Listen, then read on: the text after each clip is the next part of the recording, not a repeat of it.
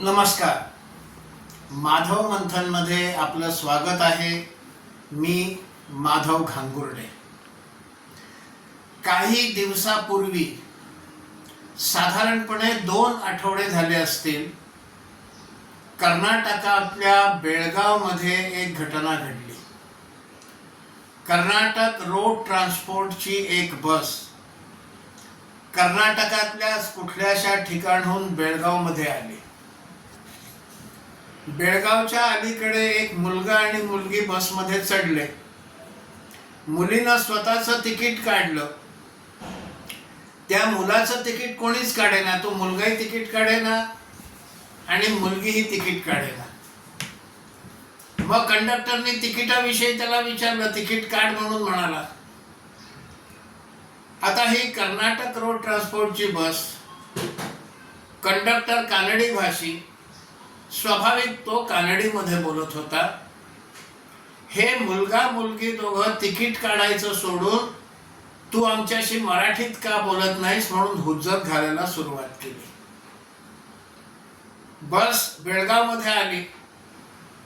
यांचे परिचित आणखीन काही लोक तिथे जमले आणि कंडक्टरला मारहाण केली. ड्रायव्हर मध्ये पडला तर ड्रायव्हरलाही बेदम मारहाण केली. ड्रायव्हरला रुग्णालयात भरती करावं लागलं. म्हणजे आपण बसने आलो, बसचं तिकीट काढायचं हा विषय राहिला दूरच, भांडण मराठीतनं तू का बोलत नाहीस आणि त्याच्यावरनं मारामारी झाली. त्याच सुमाराला बंगलोर मध्ये एका दुकानदाराला कानडी भाषेत बोलणं न बोलणं याच्यावरनं त्या दुकानदाराशी मारामारी झाली. त्या दुकानदाराला बेदम मारलं गेलं. त्याच सुमाराला तामिळनाडूचे मुख्यमंत्री स्टॅलिन यांनी एक स्टेटमेंट केलेलं आहे. स्टेटमेंट आहे, आमच्यावर हिंदी लादू नका, आम्हाला NEP नाही दिली तरी चालेल. काय आहे NEP? न्यू एज्युकेशन पॉलिसी, नवीन शैक्षणिक धोरण. त्याच्यामध्ये काही नवीन बदल सुचवलेले आहेत आणि हे बदल विशेषतः जे विद्यार्थी 4थी नंतर शाळा शिकत नाहीत, जे विद्यार्थी 7वी नंतर पुढे जात नाहीत, त्यांची बुद्धिमत्ताच तेवढी असते, ते शिकू शकत नाहीत, शाळेमधलं ज्ञान अर्जन करायची क्षमता नसते, पण त्यांच्यामध्ये अनेक अन्य कला असतात, गुण असतात. ह्या कलांचा गुणांचा विकास करत त्या मुलाला आपल्या भावी आयुष्यामध्ये उद्योग, व्यवसाय, नोकरीच्या दृष्टीने काही प्रशिक्षण देणं आणि त्याच्या कलांचा आणि गुणांचा विकास करणं असं त्या NEP मध्ये आहे. आणखीन बरेच विषय आहेत. मग मॅट्रिकच्या नंतर काय शिकवायचं, 12वी नंतर काय शिकवायचं, 10+2+3 फॉर्म्युला जो आहे, 10+2+4, त्या फॉर्म्युलामध्ये काही बदल सुचवले जेणेकरून शाळेत घेणाऱ्या प्रत्येक विद्यार्थ्याला त्याच्याकडे असलेले गुण, त्याच्याकडे असलेल्या कला, त्याला असलेली आवड याला अनुसरून त्याचं शिक्षण केलं जावं आणि पुढे आयुष्यात ते त्याचं शिक्षण त्याला प्रत्यक्ष व्यवहारात आणता यावं, या दृष्टीने हे सगळे बदल सुचवलेले आहेत. आता त्याच्यामध्ये स्थानिक त्या राज्याची भाषा हिंदी आणि इंग्रजी शिकवावं असं त्या NEP मध्ये आहे. केंद्रानं राज्यांना त्याच्यामध्ये असं म्हटलंय, जे राज्य आपल्या राज्यामध्ये NEP ची अंमलबजावणी करतील त्यांना काही ग्रांट, सहाय्य हे केंद्र सरकार देईल. मुख्य विषय हा शाळेत येणाऱ्या विद्यार्थ्यांच्या कला, त्यांचे गुण, त्यांच्या आवडी याला अनुसरून त्याचं शिक्षण त्याला जीवनात उपयुक्त बनवण्यासाठी कसं करावं असा विषय आहे. पण स्टॅलिन यांनी काय केलं? आपल्या राज्यातल्या विद्यार्थ्यांना या NEP चा लाभ मिळायला पाहिजे आणि त्यांचं पुढचं आयुष्य सुरक्षित समृद्ध व्हायला पाहिजे हा विषय ठेवला बाजूला आणि ते हिंदी आम्हाला नकोय, हिंदी आमच्यावर लादू नका, मग आम्हाला NEP दिला नाही तरी चालेल. म्हणजे जो इश्यूच नाही, जो मुद्दाच नाही, तो इश्यू केला, तो मुद्दा पुढे आणला आणि त्याच्यावर भावनेचं राजकारण सुरू केलं. आणि आता 2-3 दिवसापूर्वीच राष्ट्रीय स्वयंसेवक संघाचे भूतपूर्व सरकार्यवाह यांनी एक वक्तव्य केलं. त्यांनी असं म्हटलं की महाराष्ट्रात राहायला, मुंबईत राहायला मराठी आलंच पाहिजे असं नाही. त्यावरनं प्रचंड गदारोळ झाला. नंतर त्यांनी आपलं स्पष्टीकरणही दिलेलं आहे. पण मुळामध्ये हे वक्तव्य केलं नसतं तर बरं झालं असतं, कारण हे वक्तव्य पॉलिटिकली चुकीचं आहे, राजकीय दृष्ट्या चुकीचं वक्तव्य आहे. पण मग तेवढ्यावरनं गदारोळ घातला गेला. विधानसभेमध्ये सुद्धा त्याच्यावरनं भरपूर गरमागरमी झाली. पण मग गरमागरमी करणाऱ्यांच्यात कोण आहेत हा देखील विचार केला पाहिजे. जे औरंगजेबाची भलामण करतात आणि हे भलामण करणाऱ्यांचं जे समर्थन करतात ते महाराष्ट्राच्या अस्मितेच्या गोष्टी करतात. जे औरंगजेबाच्या कबरीवर जाऊन फुलं वाहतात ते महाराष्ट्राच्या अस्मितेच्या गप्पा मारतात. शिवाजी महाराजांना जाणता राजा म्हणण्याची आवश्यकता नाही असं जे म्हणतात ते महाराष्ट्राच्या अस्मितेबद्दल बोलतात.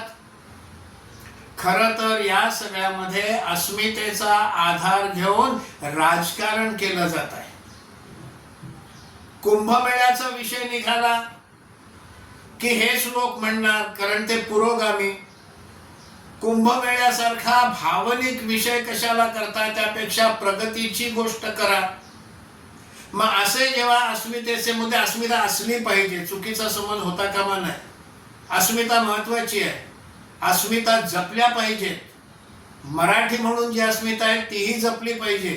पण जेव्हा अस्मितेच्या नावाने घाणेरडं राजकारण केलं जातं तेव्हा तो चिंतेचा विषय बनतो. आणि आत्ता जे सुरू आहे ते अशा प्रकारचं अस्मितेच्या नावाने केलं जाणारं खूप खालच्या थराचं राजकारण आहे. हे राजकारण बाजूला ठेवलं पाहिजे. खरं तर सगळ्याच भारतीय भाषा या समृद्ध आहेत. सगळ्याच भारतीय भाषांचा आदर केला पाहिजे. आपल्या देशाचे द्वितीय राष्ट्रपती डॉक्टर सर्वेपल्ली राधाकृष्णन हे उच्च शिक्षित होते, विद्वान होते. त्यांनी असं म्हटलेलं आहे की भारतीय साहित्य हे एकच आहे, ते वेगवेगळ्या भाषांमध्ये लिहिलेलं आहे. काय आहे त्याचा अर्थ? साहित्यात आणले गेलेले विषय, साहित्यामध्ये व्यक्त होणाऱ्या भावना, साहित्यामध्ये मांडली गेलेली मूल्य हे संपूर्ण भारतामध्ये एकच आहे. ती वेगळ्या वेगळ्या भाषांमध्ये ते साहित्य लिहिलं गेलेलं आहे असा त्यांचा म्हणण्याचा अर्थ आहे. इसवी सन 2003 साली भूतपूर्व पंतप्रधान नरसिंह राव हे कराड येथे झालेल्या अखिल भारतीय मराठी साहित्य संमेलनात प्रमुख पाहुणे म्हणून आले होते. ते तेलुगू भाषी आहेत, पण त्यांना अनेक भाषा अवगत आहेत. त्यांनी तिथे मराठीतनं भाषण केलं. भाषणामध्ये राजकारणाचा एक शब्दही त्यांनी उच्चारला नाही. मराठी साहित्याची समृद्धी या विषयावर ते बोलत होते. मराठी साहित्य आणि तेलुगू साहित्य यांचे काही तुलनात्मक विषय त्यांनी तिथे मांडले, काही समान विषय त्यांनी तिथे मांडले. असं पूर्ण साहित्याच्या विषयाला वाहिलेलं ते भाषण होतं. आणि मग किती समानता आहे दोन्ही साहित्यांमध्ये हे त्यांनी सांगितलं. म्हणजे मग डॉक्टर राधाकृष्णन जे म्हणत होते भारतीय साहित्य एकच आहे, ते वेगवेगळ्या भाषांमध्ये लिहिलेलं आहे, तेच त्यांनी त्या भाषणातनं वेगळ्या पद्धतीने मांडलं. अलीकडेच दिल्लीमध्ये अखिल भारतीय मराठी साहित्य संमेलन झालं आणि उद्घाटन म्हणून पंतप्रधान नरेंद्र मोदी आले होते. नरेंद्र मोदींनी देखील राजकारणावर एक ब्र सुद्धा काढला नाही, पण महाराष्ट्राची परंपरा, मराठी साहित्य, त्यातली समृद्धी याच्यावर त्यांनी भाषण केलं. महाराष्ट्रातल्या संत साहित्याचा त्यांनी आणि त्यातल्या अनेक उद्धृती त्यांनी त्या भाषणामध्ये दिल्या. एक गुजराती भाषी माणूस जो देशाचा पंतप्रधान आहे, तो आपल्या देशातल्या एका राज्यातल्या भाषेचं साहित्य संमेलन आहे, तिथे त्या भाषेचा गुणगौरव, त्या राज्याची परंपरा, त्या भाषेतलं साहित्य, त्याचं गुणगौरव करतो. ही आपल्या देशाची परंपरा आहे. भाषा विरुद्ध भाषा असं भांडण आपल्या देशामध्ये असता कामा नये. आणि त्याच्या आधी एक मजेशीर प्रसंग घडला, आनंद वाटावा असा प्रसंग घडला. संमेलनाच्या अध्यक्षा डॉक्टर तारा भवाळकर यांचं भाषण संपवून त्या आपल्या जागी बसायला आल्या. त्या आल्याबरोबर नरेंद्र मोदींनी त्यांच्याकडे पाहून म्हटलं, सुरेख भाषण झालं. मराठीत बोलले. डॉक्टर तारा भवाळकरांनी त्यांना प्रतिसाद दिला, मने पण गुजराती आवडे छे, असं त्या गुजरातीत म्हणाल्या. कुठे आहे मराठी विरुद्ध गुजराती भांडण? त्यांनी एकमेकांच्या भाषणाची आणि भाषेची तारीफच केली ना. त्याला इंग्रजीमध्ये एक्सचेंज प्लेझंट्रीज, एक सुखसंवाद हा त्या ठिकाणी झाला. आम्ही मात्र विनाकारण भाषा विरुद्ध भाषा असं भांडण करत बसलो. खरं तर या विषयावर आत्मपरीक्षण केलं पाहिजे अशी स्थिती आहे. आम्ही मराठी सोडून दुसरी भाषा बोलणारच नाही हा दुराग्रह देखील चूक, आणि आम्ही महाराष्ट्रात राहून मराठी शिकणारच नाही हा दुराग्रह हा देखील तेवढाच चूक. कारण सगळ्या भाषा ह्या आपसामध्ये संवादासाठी आहेत. सगळ्या भाषांमध्ये जपली गेलेली मूल्य ही भारतीय मूल्य आहेत. मग आम्ही ही भाषा बोलणारच नाही आणि आम्ही ती भाषा शिकणारच नाही, आम्ही मराठी शिकणारच नाही अशी भूमिका घेणं ही देखील चूक आहे.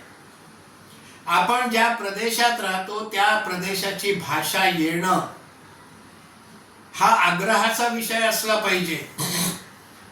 पण अनेक मंडळी अशी आहेत, आम्ही महाराष्ट्रात राहणार पण मराठी नाही शिकणार. खरं म्हणजे हे मुख्यतः मुंबई, नवी मुंबई यासारखे जिथे बहुभाषिक लोक राहतात तिथे जास्त आहे. ग्रामीण भागात गेलात तर तिकडचा मारवाडी, गुजराती दुकानदार मराठीत बोलतो. विशेषतः अनेक गुजराती भाषी असे आहेत की गेली 200-250 वर्ष, 5-5 पिढ्या, 6-6 पिढ्या महाराष्ट्रात राहतात.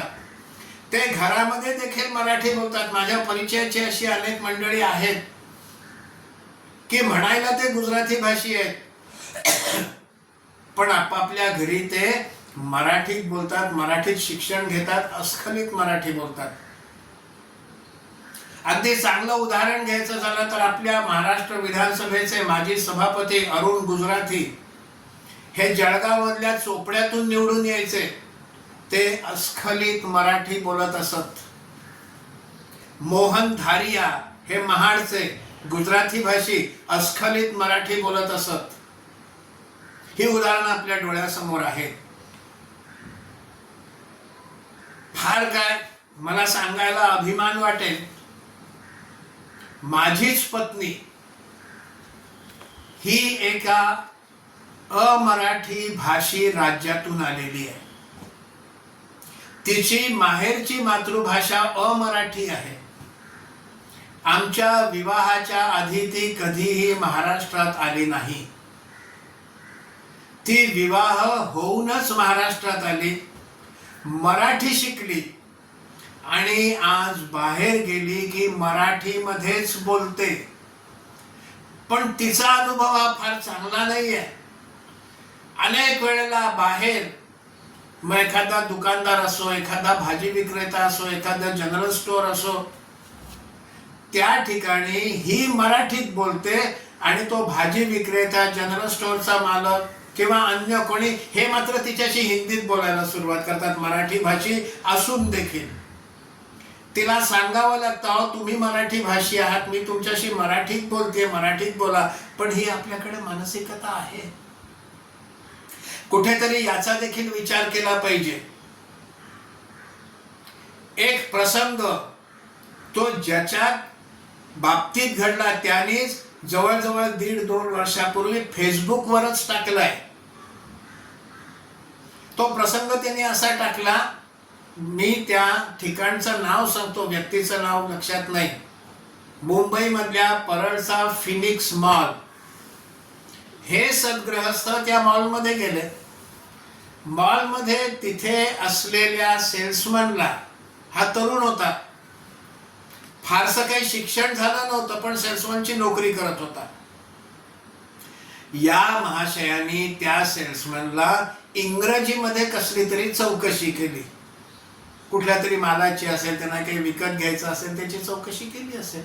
हे त्यांनी स्वतः फेसबुकवर लिहिलंय बरं का. इंग्रजीत चौकशी केली. आता हा सेल्समन हा काही फारसा शिकलेला नव्हता, जुजबी व्यावहारिक ज्ञान त्याला होतं. मग त्यांनी हिंदीमध्ये म्हटलं, साहेब मला इंग्रजी येत नाही, तुम्ही हिंदीत विचारलं तर मला समजेल, मी तुमचं उत्तर देऊ शकेल. त्यावर या सद्गृहस्थांचा पारा चढला, तू हिंदीत का बोलतोस, तू मराठीत का नाही बोलत. आणि इथेच विरोधाभास आहे. यांनी स्वतःनी सुरुवात इंग्रजी भाषेत केली. मराठी भाषेत का नाही विचारलं, इंग्रजीत का विचारलं. आम्ही मॉलमध्ये गेलो आणि तिथे इंग्रजी बोललो की आम्ही खूप शिक्षित, एलिट असं स्वतःला वाटतं का. आणि मग त्या सेल्समननं जर सांगितलं मला इंग्रजी येत नाही, तुम्ही माझ्याशी हिंदीत बोललात तर मला समजेल, मग त्याच्यावर डाफरण्याचं काय कारण.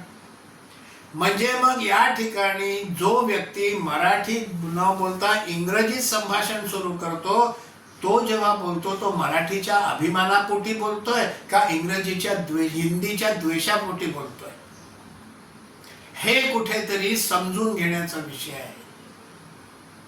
हे घडलेलं आहे, त्यांनी स्वतः फेसबुकवर टाकलाय. मी त्याच्यावर माझी प्रतिक्रिया देखील दिली. त्यांना हे म्हटलं, तुम्ही स्वतः इंग्रजीत बोलताय आणि त्या मुलाला मराठीचा अभिमान शिकवताय. असं मी त्याच्यावर माझी प्रतिक्रिया लिहिली. पण हे आपल्या जीवनात घडतंय. कुठेतरी आपण देखील मराठीच्या अस्मितेची गोष्ट बोलत असताना अस्मिता राखली पाहिजे, जरूर राखली पाहिजे. जे अमराठी भाषी महाराष्ट्रात राहतात, मुंबईत राहतात, नवी मुंबईत राहतात, त्यांनी देखील मराठी शिकली पाहिजे, हे मी पुन्हा एकदा सांगतोय. पण आपण मराठी भाषिक लोकांनी देखील या निमित्तानं आत्मपरीक्षण करण्याची वेळ आहे. आमच्या दैनंदिन जीवनामध्ये मराठीचा वापर आम्ही किती करतो. 2 अनोळखी लोक कुठेतरी बाहेर सार्वजनिक ठिकाणी एकमेकाच्या समोर येतात, भेटतात. विशेषतः रेल्वेच्या लोकलमध्ये, बसमध्ये. मग काहीतरी विषयावर संभाषण सुरू होतं आणि हे संभाषण हिंदीमध्ये सुरू होतं किंवा इंग्रजीमध्ये सुरू होतं. थोडंसं संभाषण झाल्यानंतर एकमेकाची नावं विचारतात आणि जेव्हा कळतं की दोघेही मराठी भाषी आहेत, तेव्हा मग अरे आपण मराठी भाषी आहोत, आपण का मराठीतच बोलूया. पण मग आधी संभाषण हिंदीत का सुरू केलं नाही. ज्यांनी आधी संभाषण मराठीत का सुरू केलं नाही. संभाषण सुरू करणाऱ्यांनी हिंदीत का संभाषण सुरू केलं, मराठीत सुरू करायचं. समोरचा भाषिक हा मराठी असेल तर मराठीत नाही बोलेल, मराठी नसेल तर त्याच्याही लक्षात येईल की आपल्याला देखील मराठी आलं पाहिजे, आपण मराठीत बोलतोय समोरचा. पण हे होत नाही. संभाषण हिंदी किंवा इंग्रजीत सुरू होतं आणि नंतर जेव्हा कळतं दोघे मराठी भाषी आहोत तेव्हा मराठीत संभाषण करतात. हे आपल्याला ठिकठिकाणी मुंबईमध्ये विशेषतः लोकल ट्रेन, बसेस, अन्य सार्वजनिक ठिकाणी पाहायला मिळतात. आम्ही घरी स्वतःच्या किती मराठी अस्मिता जपतो. आई आणि बाबा हे न म्हणता मम्मी, डॅडी, पप्पा हे बोलतो ना. कुठे गेलं आमचं आई आणि बाबा. बरं इथे नाही, आता त्याच्या पुढच्या आवृत्त्या देखील आल्यात. मॉम्स आणि पॉप्स असा देखील उल्लेख केला जातो. अनेक ठिकाणी लाडाने आपल्या वडिलांना डॅडी म्हणता म्हणता ए डॅडा हे देखील म्हटलं जातं. ही आमची आज घरोघरची स्थिती आहे. आम्ही आई बाबा म्हणतच नाही, डॅडी मम्मी पप्पा हे सुरू झालं.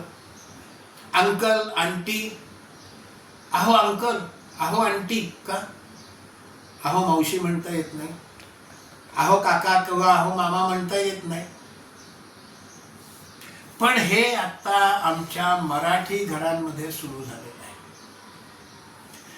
अनेक व्हॉट्सअप समूह असे आहेत की ज्याच्यामध्ये सगळे जे लोक आहेत हे मराठी भाषी आहेत, पण संभाषण कुठल्या भाषेतनं चालतं या समूहांमध्ये.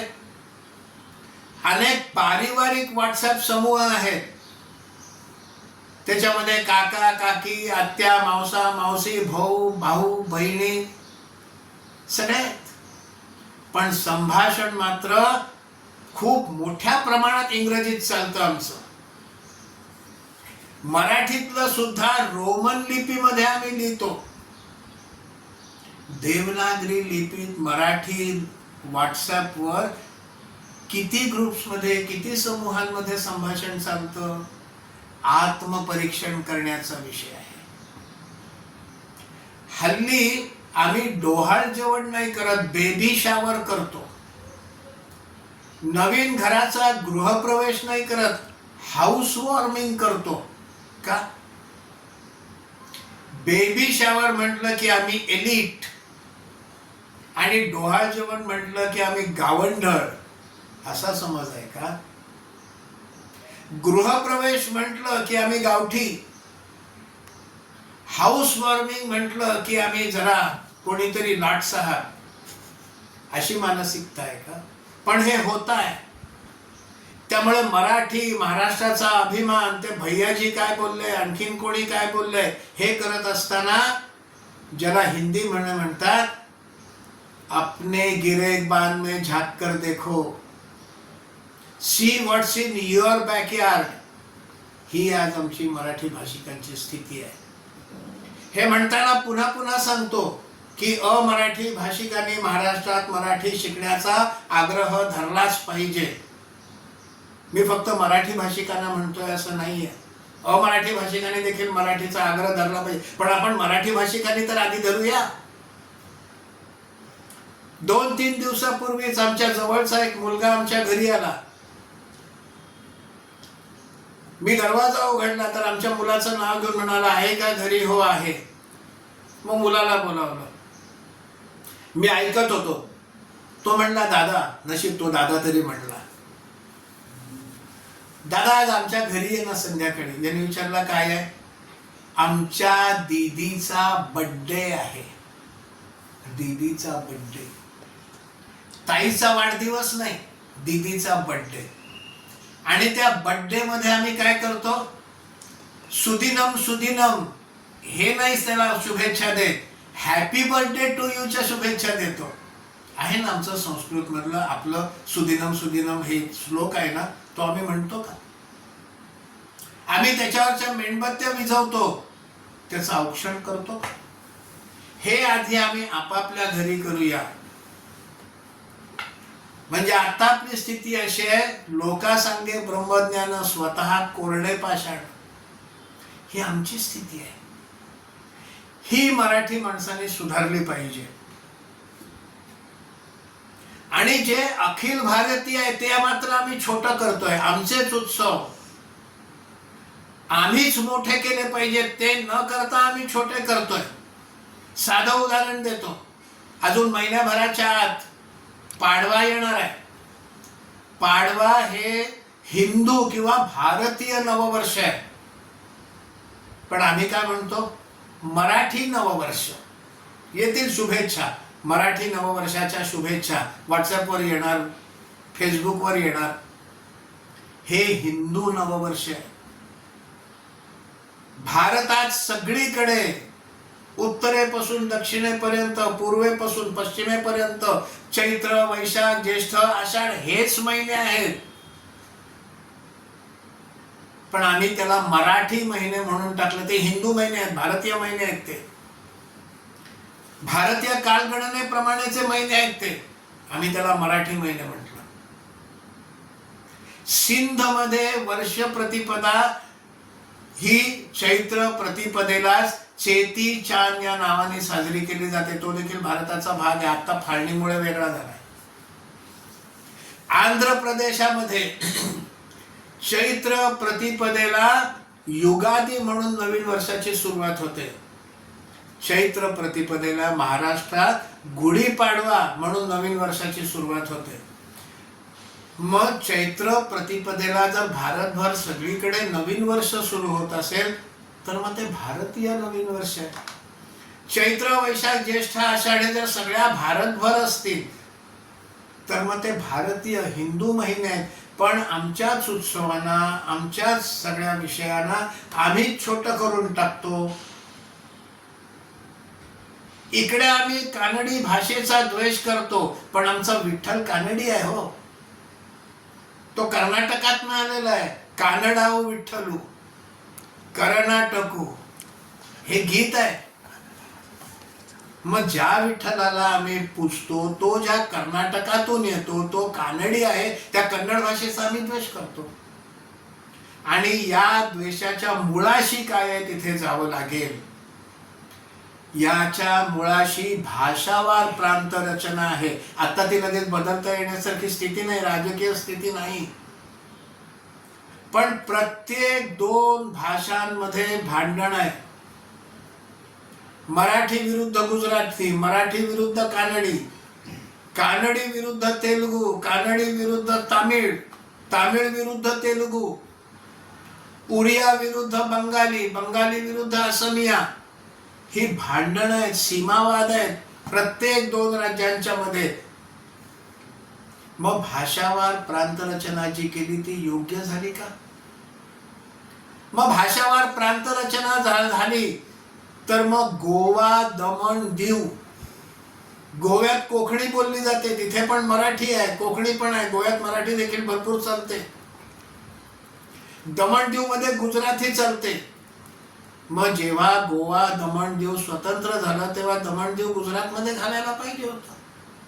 भाषावार प्रांत रचना केली तर गोवा हे महाराष्ट्रात यायला पाहिजे होतं. पण तिथे महाराष्ट्रवादी गोमंतक पार्टी त्यामुळे झाली, त्याचं राजकारण झालं. गोव्यामध्ये मराठी बऱ्यापैकी बोलली जाते, गोव्यातल्या लोकांना मराठी येतं, पण ते आम्ही केलं नाही. पुडुचेरी ही फ्रेंच वसाहत होती. ती स्वतंत्र झाल्यानंतर केवळ ती फ्रेंच वसाहत होती म्हणून त्याचं वेगळं राज्य का केलं? ते तामिळनाडूमध्ये का नाही विलीन करून घेतलं? भाषावार प्रांत रचना आहे ना. त्याची सुद्धा पूर्ण अंमलबजावणी नीट केलेली नाहीये. त्यामुळे भाषावार प्रांत रचनेमुळे विकास कुठल्याच राज्याचा झाला नाही, प्रगती नाही त्यामुळे झाली. प्रगती झाली ती अन्य कारणांमुळे, औद्योगिक धोरणं वगैरेंमुळे झाली. पण भाषावार प्रांत रचना केल्यामुळे भाषा बोलणाऱ्या लोकांच्या तेढ निर्माण झाली, भांडणं झाली छोट्या छोट्या मुद्द्यांवरनं. एखादं वाक्य कोणीतरी बोललं तर गदारोळ होतो, ही स्थिती निर्माण झाली. पूर्वी मुंबई प्रेसिडेन्सी होती, त्याला मुंबई इलाका असं म्हणत होते. त्याच्यामध्ये पश्चिम महाराष्ट्र, कोकण, गुजरात आणि सिंधचा कराची पर्यंतचा भाग हे एवढा प्रदेश होता. मग या प्रदेशामध्ये मराठी, गुजराती, कच्छी आणि सिंधी 4 भाषा बोलल्या जायच्या. पण तेव्हा कधी भाषेवरनं भांडणं नाही झाली. हे 4ही भाषांचे लोक आपसात सौहार्दाने राहत होते. एखादी मराठी व्यक्ती नोकरीनिमित्त कराचीला गेली तर तिथे भाषेवरनं अडचण नाही झाली. एकतर तो सिंधी शिकला किंवा हिंदीत बोलला, तेही हिंदीत बोलले. एखादा कच्छी व्यक्ती जर महाराष्ट्रात आला तर त्यावेळेला या विषयांवरनं कधीच भांडणं नाही झाली. तू मराठीतच बोल तर तुला तिकीट देईन, असं त्यावेळेला एखाद्या कच्छी किंवा सिंधी माणसाला कोणी सांगितलं नाही. आणि कराचीमध्ये देखील तुम्ही सिंधीत बोला तरच तुम्हाला तिकीट देईल असं कराचीतलाही कुठल्या कंडक्टरनं म्हटलं नाही. पण भाषावार प्रांतरचना झाली आणि बेळगावमध्ये मारपीट झाली. नेहमी होतं, बेळगावमध्ये हा वाद सुरूच असतो. त्यामुळे याचा कुठेतरी विचार केला पाहिजे. पण हा निर्णय हा आपल्या हातामध्ये नाही. शासन देखील आज करू शकण्याची राजकीय स्थिती नाही. पण आम्ही आपसात सौहार्द ठेवू शकतो ना. खरं म्हणजे आहे, आपल्या शेजारी पाजारी बहुभाषी लोक जिथे राहतात तिथे आपसात सौहार्द आहे. हे विनाकारण राजकीय अस्मितेचे विषय जेव्हा राजकीय केले जातात त्यातनं भांडणं होतं आणि आम्ही खालच्या थरावर उतरतो. आणि मग दुकानदार आणि ग्राहक यांच्यात मारामाऱ्या होतात, पॅसेंजर आणि कंडक्टर यांच्यात मारामाऱ्या होतात. या वृथा अभिमान आहे. अस्मिता असली पाहिजे. पुन्हा एकदा जाता जाता शेवटी सांगतो, आम्ही मराठी शिकणार नाही ही भूमिका देखील योग्य नाही. आम्ही मराठी सोडून दुसरी भाषा बोलणार नाही हे देखील बरोबर नाही. हे सगळ्या भाषांनी आपसामध्ये सौहार्द राखलं पाहिजे. आणि मुख्यतः अपने गिरेबान में झाक कर देखो. स्वतःच काय, आम्ही किती मराठी वापरतो, आम्ही किती मराठी वाचतो, आम्ही किती मराठीत व्हॉट्सअप समूहांवर लिहितो, हे आत्मपरीक्षण. आम्ही डॅडी मम्मी म्हणतो, दीदीचा बर्थडे करतो, हाऊस वॉर्मिंग करतो, काय करतो? ह्या सगळ्याचा विचार केला पाहिजे. ते अस्मिता आणि अस्मितांचं राजकारण राहून द्या बाजूला, पण एकदा केव्हा तरी मराठी म्हणून आपणही हा विचार केला पाहिजे असं वाटतं. मला माहिती आहे माझ्या या सगळ्या म्हणण्यावर अनेक लोक असहमत असतील, पण मी हा विषय मांडलाय. माझी भावना, माझा विचार, माझं मत म्हणून मांडलाय. याविषयी आपल्याला काय वाटतं हे त्या कमेंट बॉक्समध्ये आपला अभिप्राय नक्की टाका. एवढीच विनम्र विनंती. धन्यवाद.